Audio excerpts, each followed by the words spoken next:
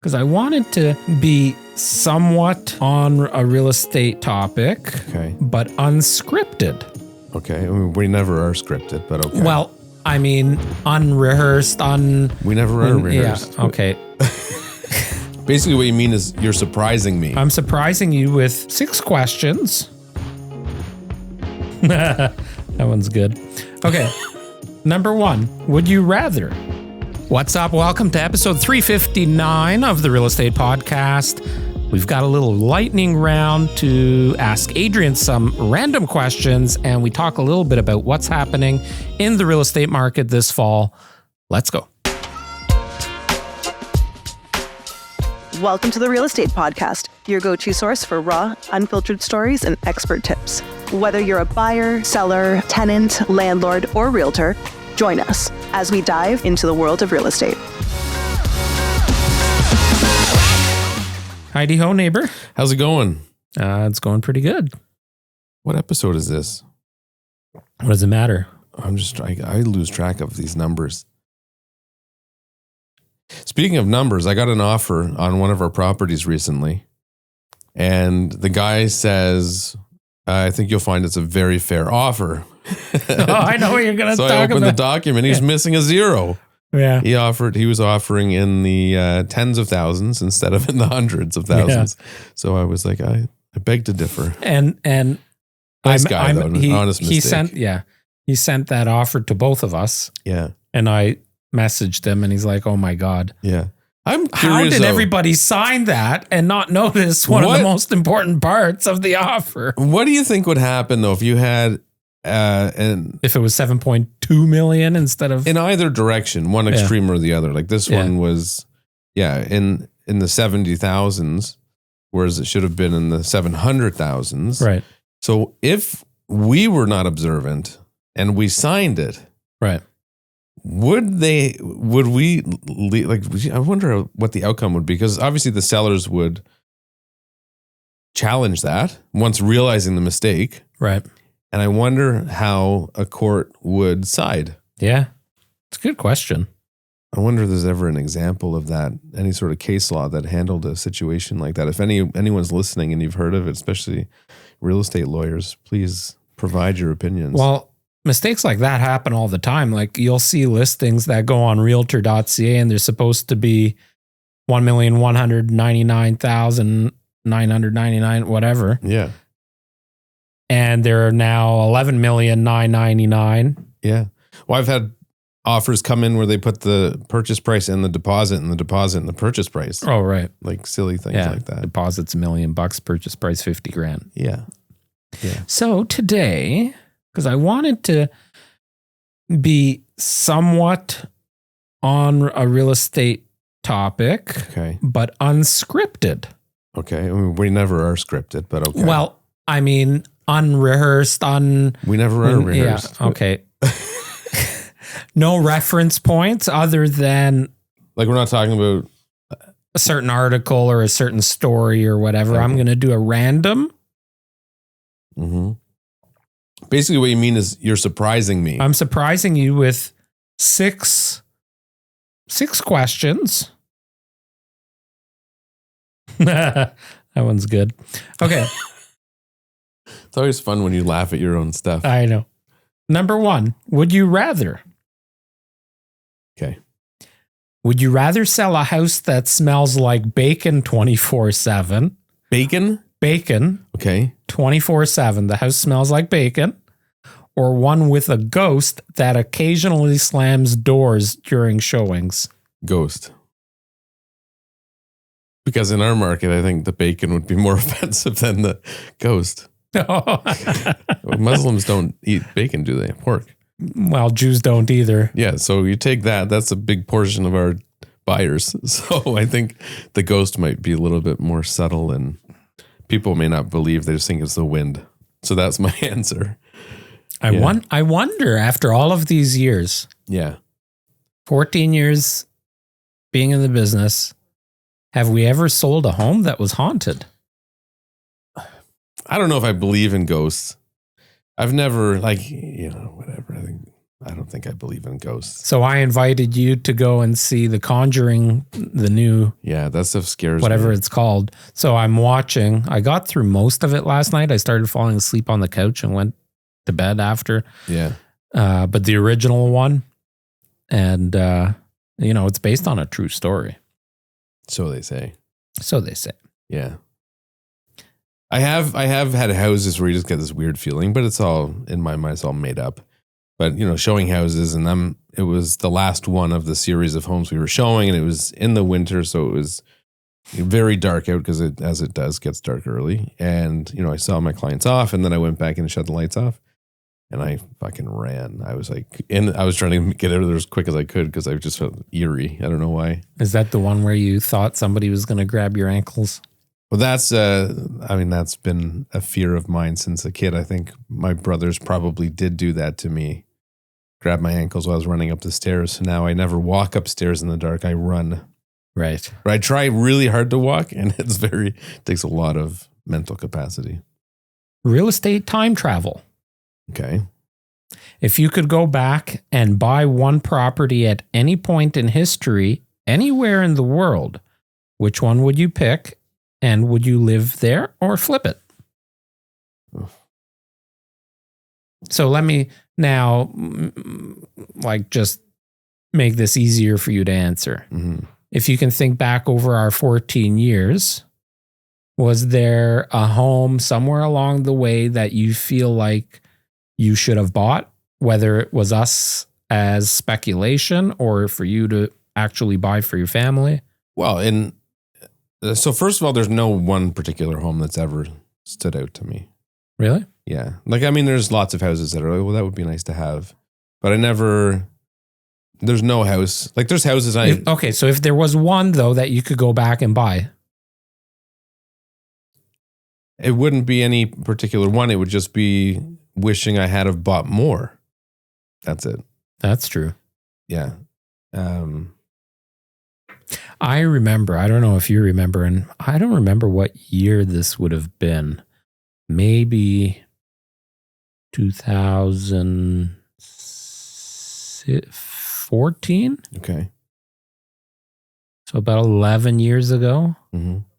And so we were 3 years in the business, and we sold our first $1 million property. And we thought it was earth shattering. Yeah. Do you remember that? Yeah. Oh, yeah. I had agents call me and say, how'd you get $1 million listing? Right. But here's a better answer to your question. Mm. And I think it's because, so the reason why I don't, aside from, from an investment perspective, I don't think there's any one particular home. I mean, there's tons of beautiful homes that I wish I could have. And I probably could afford if I had a different mindset financially. But I think the big thing for me, and something that I've practiced over the years, is learning to be happy with things I have. Yeah. Because I think you get to a point where there's just never ending need for better. Yeah. And, we could move and go get a house, that we think for whatever reason is better, maybe has a bigger lot, a pool, it's a couple acres, rural, whatever. But then 3 years later, you're going through the same thing. Right. And it's and I think more people should learn to practice that, whether it's their car, their house, their cars are a great example. Yeah. Kids in sports. Some parents just keep throwing kids into sports and spending fortunes. And I think a lot of it is because they feel like they have to, because the people that are around do that. And people waste so much money. Living up with the Joneses. 100%. Yeah. So I think for me, that's what it is really. The reason I don't have an answer, no particular house, is because I've learned to really love my home. And there's definitely things I would like to change about it and things I can't change about it that I'd like to have. But, I think I've learned to look at the bigger picture and see, okay, it works for us now and it allows us to do this other stuff. And I'm very happy there. Odd buyer request. What's the strangest feature you'd actually agree to install for a buyer? An indoor slide, shark tank in the kitchen island, or a secret panic room? I have to choose between those three. Yeah. Well, okay. So what is this? I think bunkers should be a thing? A thing. Or houses with, I saw a post yesterday. I don't know if he gave it a name, but like a secret safe room. Well, like a survivability room where if shit hits the fan, if you just say, even if power went out for a few days, right? Most people after, what happens after 3 hours? Well, it probably hasn't really affected you much. Maybe you get to 6 hours and the fridge is starting to warm up a little bit. How much food can you survive off of? Right. Now you get to 12 hours, 24 hours, and it's in the middle of winter. What means of heat do you have? Right. I remember stories about power outages and people were dying from carbon monoxide poisoning because they were smart enough to know that you can't have a gas powered generator in the house. Right. Or other appliances that burn and generate heat. So it's like maybe bunkers from a safety perspective, or these safety rooms are like all encompassing where you have rationed food, like dehydrated food that you'd have for military and astronauts and stuff. Yep. And like an extra oxygen supply. And I don't know, that stuff is kind of cool. I think that should become more standard. People should be prepared for the worst. I wonder how many rich people have rooms like that. Yeah, I don't know. Like if I was a celebrity and worth millions and millions of dollars. For sure they have safe rooms, like emergency, like someone crazy broke into my house. Right. Yeah, though for sure I would think most have that. Okay, number 4, Realtor superpower. If you could have one supernatural ability to help with real estate deals, which would you pick and why? And there's a couple of options in here, and they're just as examples. Mind reading. And the other one that I think is cool is teleportation. So if you could have one supernatural ability to help with real estate deals, what would it be? It's funny, just as an aside, is that how AI, becomes very immersed in your life and knows you. So when you asked ChatGPT these for questions for today, you didn't say my business partner or Adrian or anything real estate related. You just said, give me X wild questions to ask Adrian. And it knows who I am, what the 100%. General topic. It probably knows why you're asking for those questions because of the podcast. Mm-hmm. But my answer to your question there would be teleportation. Because yesterday, when I was driving around for 5 hours showing houses, I probably could have completed that in about 45 minutes if I could teleport. So that would be my superpower. Yeah. Okay. I'd probably do the mind reading, just because I've always wanted to read people's minds. You might hear things you don't want to know. What is that person thinking right now in terms of price? I mean, obviously that would be super effective for negotiating. If you're sitting at the negotiating table. Yeah. I don't know if it could work outside of over the phone, or that would be helpful though. Okay. So I guess yours was good because you're very customer focused. Mine was selfish, for the record. That is true. Yeah. So if you're hiring one of us to negotiate for you, Ariel may be the better choice. You'll get there faster. Yeah. But then you could use teleportation to, do other things that make you more effective. That's true. Okay, number 5 is AI versus Adrian. Boom, boom, boom. What does that mean? If an AI could do things in your job. Okay. So if we take an assistant. If we take Adrian's job description and say be Adrian, what would you still do better than AI or a robot? Better, or what would I want it to replace? Because I enjoy it. Because I think, who's to say AI wouldn't do everything better? What would you feel confident that there's no AI or no robot could do this better than me?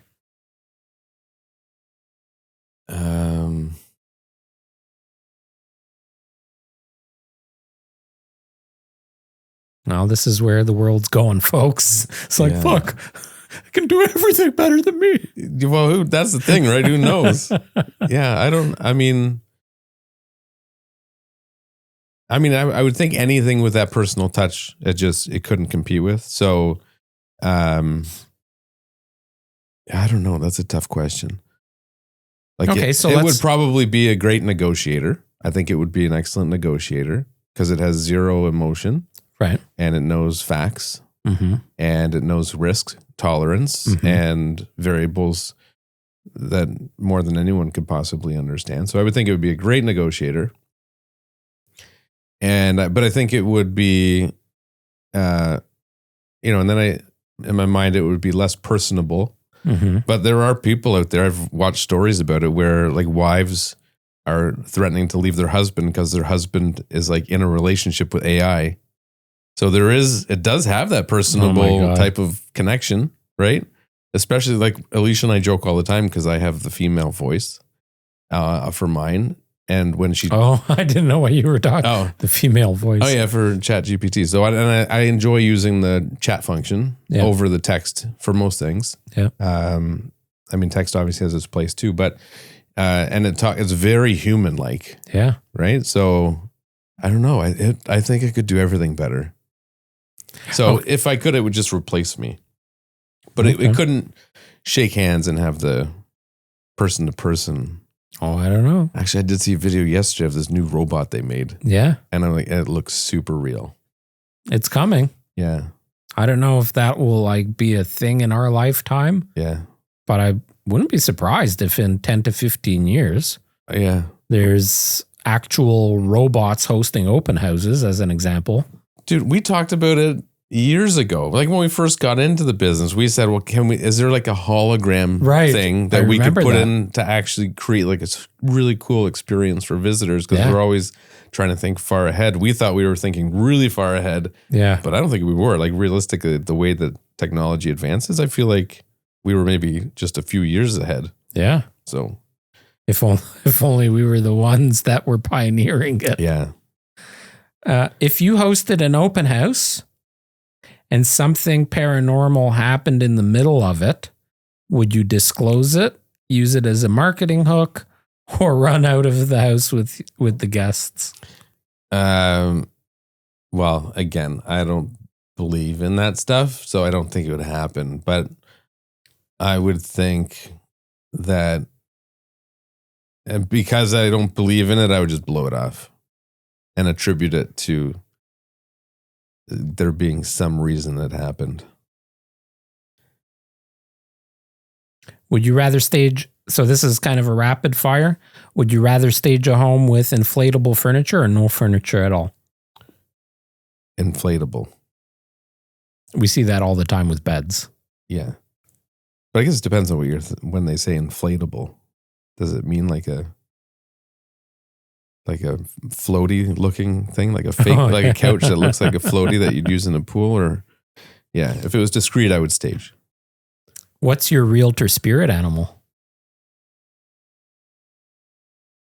I have no idea. You're a pussycat. Yeah, no, I always said if I could be like reincarnated as an animal, it would be a bird of some sort. A bird? Yeah. Yeah, just because I like the idea of flying. Bald eagle? Yeah. Yeah, something like that. Anything new and exciting this week? No. I don't know if it's an indication of things to come, but I guess it's kind of typical activity for this year, but we have seen things start to pick up. Oh, yeah. Fall market's here, baby. Yeah. So from a buyer's perspective, but October coming. Ooh. Yeah. But hopefully that's indication of market improving a little bit. But just as an off topic, but relative to that question, is I read an article today about a study being done by an Australian company focusing on Canadian real estate and looking at why there's not a lot of activity. And it was often attributed to sellers not coming to grips with realistic pricing. And then just today at lunch, I got a text message from somebody asking my opinion on something very relevant to that, in terms of having a seller who doesn't agree. They can't convince them of pricing properly. they're, becoming very difficult to deal with.